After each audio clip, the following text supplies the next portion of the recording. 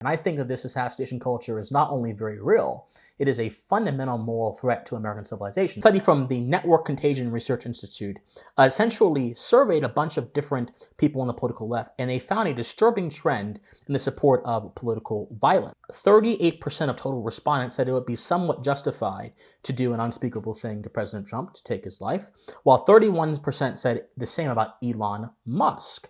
However, those self-identifying in that group who were more left-leaning, the numbers then grew to 48% and 55%. So we have to ask ourselves, why in the world are people feeling this way? Are they feeling it because they are objectively assessing the facts of the administration and they are getting the full picture and they are making a dispassionate analysis of those facts?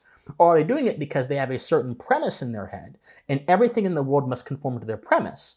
The premise must not conform to the world, which then makes them an enemy of reality and also makes them a carrier of bad knowledge, of bad epistemology. Now, food for thought. But I think one of the things, my friends, that this kind of reflects is that assassination culture does not begin with politics.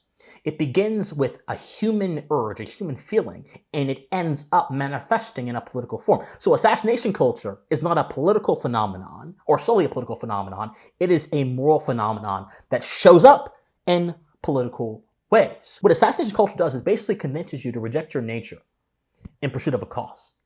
And then by doing so, it convinces you that you're going to have some kind of fulfillment, some kind of self-fulfillment, some kind of glorious outcome that'll be benevolent and be justified.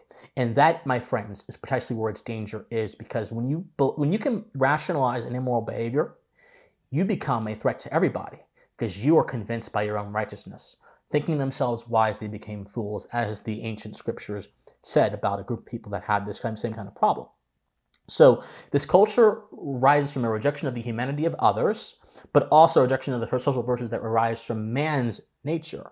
It requires human beings to unmake themselves, to unmake especially their civilized understanding and their civilized acculturation, I would call it, and cast their mind in the manner of a beast, in the manner of an animal, so to speak.